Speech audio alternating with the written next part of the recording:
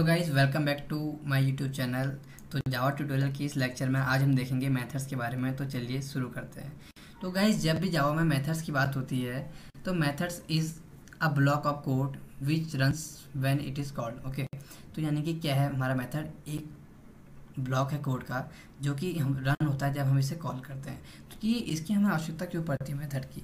तो मेथड की आवश्यकता हमें इसलिए पड़ती है, अगर हमें एक लाइन ऑफ कोड है, ठीक है, सेम है, उसे हमें बार बार प्रोग्रामिंग में अलग अलग जगह यूज़ करना है, तो उसके लिए हम इसे एक पर्टिकुलर मेथड के अंदर डिफाइन कर देते हैं ताकि हमें उस कोड को बार बार लिखने की आवश्यकता ना पड़े। ठीक है, तो इससे हमारा क्या होता है कि हमारा कोड का साइज छोटा होता है, उसकी कॉम्प्लेक्सिटी कम हो जाती है एंड हम उस एक जो पर्टिकुलर कोड है इनसाइड द मेथड उसे बार बार यूज़ कर सकते हैं। ठीक है, तो इसके लिए एक सिंपल सी चीज़ कही जाती है कि methods are that which are once define and use many times. ठीक है, तो यानी कि एक बार डिफाइन किए जाते हैं और मल्टी टाइम्स यूज किए जाते हैं इन अ प्रोग्राम। ठीक है, तो बाई चांस यहाँ पर एक एग्जांपल मैं आपको देना चाहूँगा कि आपको एक एज वैलिडिटी डिफाइन करनी है। ठीक है, मैं आपको एक एज दी गई है, आपको चेक करना है क्या यह आदमी वोटिंग के लिए एलिजिबल है या नहीं है। तो आप क्या करेंगे, कंडीशनल स्टेटमेंट का यूज़ करेंगे, इफ एंड एल्स का, और देखेंगे कि अगर वो एज आदमी की 18 या 18 से बड़ी है तो वो वैलिड है, अदरवाइज वो इनवैलिड है। ठीक है, बट अगर आपको 10 लोगों की एज ऐसी चेक करनी है तो क्या आप बार बार जो इफ़ एल्स वाला स्टेटमेंट है बार बार उसे लिखते रहेंगे? अगर आप उसे लिखेंगे ना तो आपका जो लाइन ऑफ कोड है वो बहुत ज़्यादा हो जाएगा। बट अगर आपने जो फर्स्ट जो आदमी था उसके लिए जो लाइन ऑफ कोड लिखा हुआ था, अगर आप उसी को एक मेथड के अंदर बंद कर देंगे या डिफाइन करेंगे तो उस मेथड को आप बार बार केवल सिंगल लाइन में आपको यूज़ करना है और आपका काम काफ़ी आसान हो जाएगा और उससे आपकी कॉम्प्लेक्सिटी भी कम हो जाती है। ठीक है, तो आइए यहाँ पर एक एग्जांपल जो मैंने आपको बताया उसको मैं आपको बताऊंगा। तो सबसे पहले मैं इस मेथड को पब्लिकली डिफाइन करूँगा ताकि मैं इसे कहीं भी यूज़ कर लूँ। ठीक है, उसके बाद इसका रिटर्न टाइप वॉइड, ये कुछ भी रिटर्न नहीं करेगा, केवल एक मैसेज प्रिंट करेगा। ठीक है, उसके बाद मेथड का नाम यह है एज वैलिडिटी, तो इसे कैमल केस में लिखेंगे ताकि हमारा पढ़ने में आसान हो। ओके, एंड यहाँ पर हम एक एज ले रहे हैं। ठीक है, उस एज को हम चेक करेंगे एंड एज क्या है, यहाँ पर एक लोकल वेरिएबल है, तो जो भी हमारे पैरामीटर्स होते हैं वो behave like a local variable. Okay, तो यहाँ पर मैं लिखूँगा parameters are behave like a local variable. Behave क्या, ये होते ही लोकल वेरिएबल है। ठीक है, एंड यहाँ पर जो एज है, एज इज पैरामीटर। ओके, ये क्या है, parameter. So the variable declare inside the curly braces when we defining any method are called parameters. ठीक है, तो ये चीज़ ध्यान देंगे क्योंकि इसमें काफ़ी कन्फ्यूजन होता है कि पैरामीटर्स क्या होते हैं और आर्ग्यूमेंट्स क्या होते हैं। तो आइए इसकी डेफिनेशन यहाँ पर लिखेंगे हम। तो ये जो आपका ये लिखा हुआ है ना, इसे आप सिग्नेचर भी कहते हैं, ये जो आपकी चीज़ लिखी हुई है। ठीक है, इसे क्या कहते हैं, signature of method. Okay, now इसकी हम बॉडी लिखेंगे, यहाँ पर बॉडी डिफाइन करेंगे। तो क्या है, इफ़ अगर एज हमारा बड़ा है और इक्वल है किसके, 18 के, तो आप क्या हैं, एलिजिबल हैं। तो एक मैसेज प्रिंट होगा system dot out dot println valid. Okay, and अगर आप इनवैलिड, अगर आपकी एज कम है तो क्या मैसेज प्रिंट हो, क्या आएगा, इनवैलिड। इसी को मैं कॉपी कर लेता हूँ। ओके, कॉपी किया और यहाँ पर पेस्ट कर दूंगा। यहाँ पर मैं वैलिड की जगह नॉट वैलिड लिख दूंगा। ठीक, एंड इसकी बॉडी को अब मैं क्लोज कर दूंगा। अब देखिए हमारा जो यहाँ पर मेथड है ना, ये नॉन स्टैटिक है, तो इसको यूज़ करने के लिए हमें एक ऑब्जेक्ट क्रिएट करना पड़ेगा क्लास मेथड्स का। तो उसका पहले ऑब्जेक्ट क्रिएट करेंगे, methods O B equal to new. Okay, methods, ये हमारा ऑब्जेक्ट क्रिएट हो गया, हम इसे आसानी से एक्सेस कर सकते हैं। ओ बी डॉट मेथड का नेम क्या हमारा, एज वैलिडिटी। तो यहाँ पर मैं एज डालूँगा 19। ठीक है, एंड इसे हम कंपाइल करेंगे एंड रन करेंगे तो आपको पता लगेगा कि मेथड्स हमारे कैसे काम करते हैं। तो ये सक्सेसफुली कंपाइल हो चुका है। अब इसे हम रन करेंगे एंड हमारा आंसर आ चुका है वैलिड। अब ये तो आपने एक जो आपका डेटा था एज, उसके लिए चेक किया। अगर आपके पास एक अंदर डेटा है एज का तो आप क्या करेंगे, इसे दोबारा से same as it is call कर लेंगे एंड यहाँ पर न्यू एज पास करेंगे। मैंने यहाँ पास की 15, तो अब हमारा आंसर क्या आएगा, नॉट वैलिड, बिकॉज जिनकी एज 18 या 18 से ऊपर है वही लोग एलिजिबल हैं, ठीक है, नॉट वैलिड। ओके, तो इस तरीके से हमारा मेथड काम करता है। एंड जो 19 एंड 15 है ये क्या है हमारे arguments. So 19 is argument. Okay, so the values which we are pass on calling a method are called arguments, ठीक है। ये तो ये बात आप ध्यान रखेंगे, काफ़ी कंफ्यूजिंग वाली बात है आर्ग्यूमेंट्स एंड पैरामीटर्स के बीच में जो डिफरेंस होता है, ठीक। इसकी डेफिनेशन मैं आपको यहाँ पर नोट्स में प्रोवाइड कर दूंगा, ठीक है।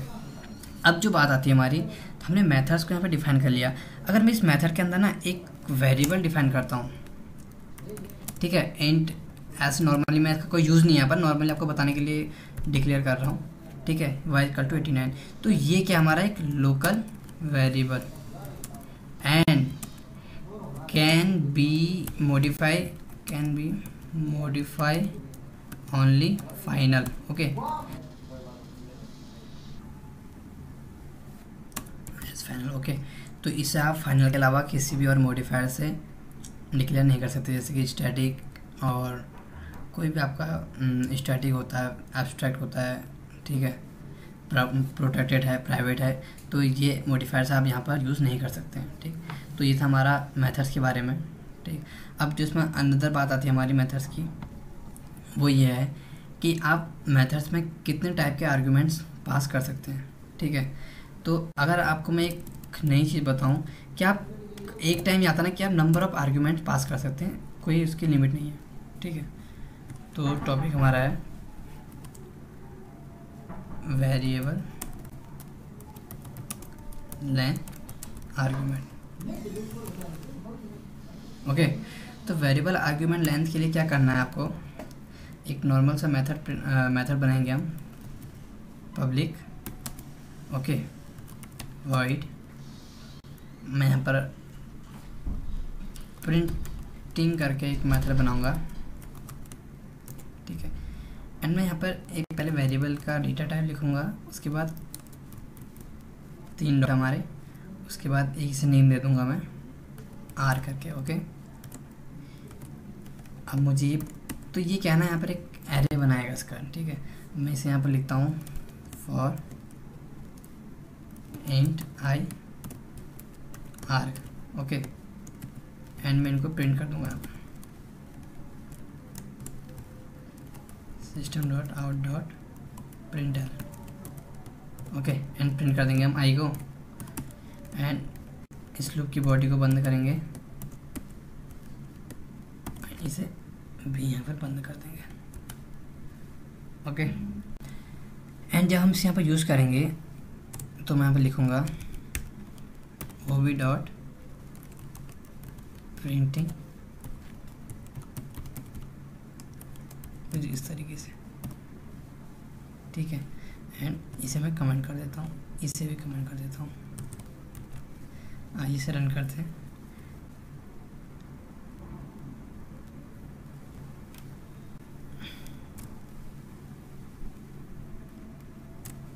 ये देखिए 8596 हमारे जो नंबर थे वो प्रिंट होके आ चुके हैं, ठीक है। अगर मैं अपने जो आर्ग्यूमेंट्स हैं ना को इंक्रीज़ भी करता हूँ तब भी आपका कोई इफेक्ट नहीं पड़ेगा, आप कितने भी आर्ग्यूमेंट्स पास कर सकते हैं, ठीक है। आपको एक बात दिखा देता हूँ,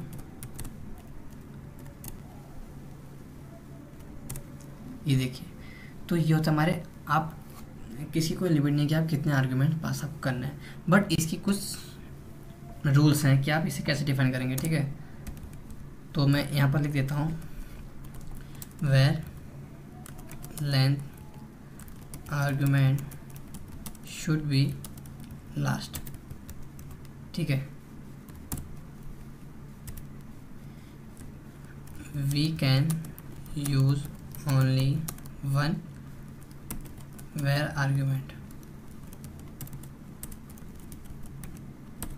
तो एक मेथड में आप केवल एक ही आर्ग्यूमेंट को यूज़ कर सकते हैं, एंड जो आपका वेर आर्ग्यूमेंट होगा ना वो हमेशा लास्ट होगा।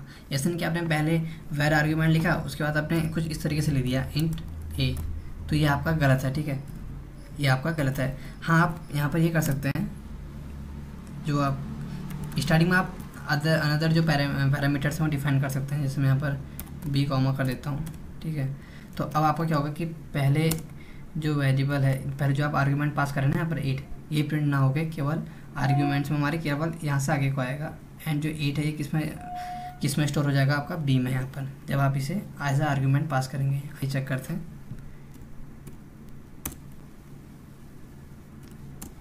ये देखिए पहला करेक्टर जो पहला का क्या प्रिंट हो गया है 5, 8 नहीं आएगा, ठीक है, क्योंकि 8 आपका कहाँ पर स्टोर हो जाएगा, बी में। तो इस तरीके से हमारा वेरिएबल आर्ग्यूमेंट काम करता है, ठीक। अब यहाँ पर एक रिटर्न मेथड भी हम बना लेंगे, ठीक है। तो मेथड रिटर्न, यानी कोई डेटा रिटर्न कर रहा है, तो मैं एक सिंपल सा मेथड बनाऊंगा, पब्लिक, लेट्स सपोज कि एक स्ट्रिंग डेटा आपका रिटर्न करता है, एंड यहाँ पर लिख दूंगा मैसेज। ओके, सिंपल सा मेथड है, इसमें हम कोई आर्गुमेंट का यूज़ नहीं कर रहे हैं, क्योंकि या सॉरी पैरामीटर का यूज़ नहीं करेंगे। वैसे भी आपका पैरामीटर क्या है, ऑप्शनल है, चाहे तो आप दे सकते हैं, चाहे तो आप ना दें। एंड मैं यहाँ पर या तो एक स्ट्रिंग डिफाइन कर लेता हूँ, पहले ये लोकल हो गया आपकी, ठीक है, S hello return. Okay, and यहाँ पर लिख दूंगा रिटर्न क्या कीवर्ड है हमारा, और क्या रिटर्न कर रहे हैं, एस को। ओके, एंड इस फंक्शन को मैं मेथड को बंद कर दूंगा, इसको मैं कमेंट कर देता हूँ यहाँ पर, एंड इस वाले मेथड को यूज़ करूँगा, इसका नाम है हमारा ob.message। अब यहाँ पर एक चीज़ और देखिए, जब आपको ये कमेंट आउट करना है ना प्रोग्राम, तो आपको मेथड्स को कमेंट करने की ज़रूरत नहीं है। जहाँ पर आप उन्हें यूज़ कॉल कर रहे हैं वहीं पर आप उस केवल कमेंट करते हैं, तो आपका कोड रन नहीं होगा, ठीक। एंड इसको मैं यहाँ पर एक चीज़ और लिख देता हूँ, मेथड कॉलिंग, किस प्रकार से हम मेथड को कॉल करते हैं, ठीक है। आइए इसे रन करते हैं। अच्छा, एक चीज़ यहाँ पर और देखिए, सॉरी, यहाँ पर एक चीज़ क्या ना, देखिए जब भी हम अभी तक मेथड को कॉल कर रहे थे तो वो डायरेक्टली कोई वैल्यू प्रिंट कर रहा था, यानी कि वो, और या वो कोई भी वैल्यू को रिटर्न नहीं कर रहा था। बट यहाँ पर हमारा जो मेथड है वो एक वेरिएबल, सॉरी एक स्ट्रिंग रिटर्न करेगा, ठीक है। तो उस स्ट्रिंग जो रिटर्न करेगा वो हमें कहीं पे स्टोर करनी होगी या डायरेक्टली प्रिंट स्टेटमेंट के साथ प्रिंट करनी होगी। तो मैं चाहता हूँ कि जो वो वैल्यू है वो हमारे किसी वेरिएबल में स्टोर हो, तो मैं यहाँ पर लिखूँगा एक स्ट्रिंग डेटा टाइप का वेरिएबल बनाऊँगा, स्ट्रिंग, यहाँ पर मैं लिखता हूँ return, okay, string equal to ob.message। तो यहाँ पर इसे कॉल कौन कर रहा है, देखिए क्लास ऑब्जेक्ट की हेल्प से हम इसे कॉल कर रहे हैं, एंड ये वैल्यू कहाँ स्टोर होगी, रिटर्न स्ट्रिंग में, ठीक है। तो चलिए, एंड हम लास्ट में इसे प्रिंट कर देंगे नीचे। किसको प्रिंट करेंगे अब हम, रिटर्न स्ट्रिंग को, क्योंकि हमारी वैल्यू वहाँ स्टोर हो जाएगी।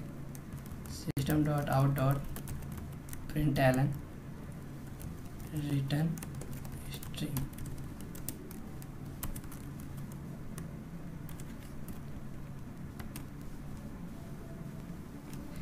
तो चलिए इस कोड को कंपाइल करते हैं।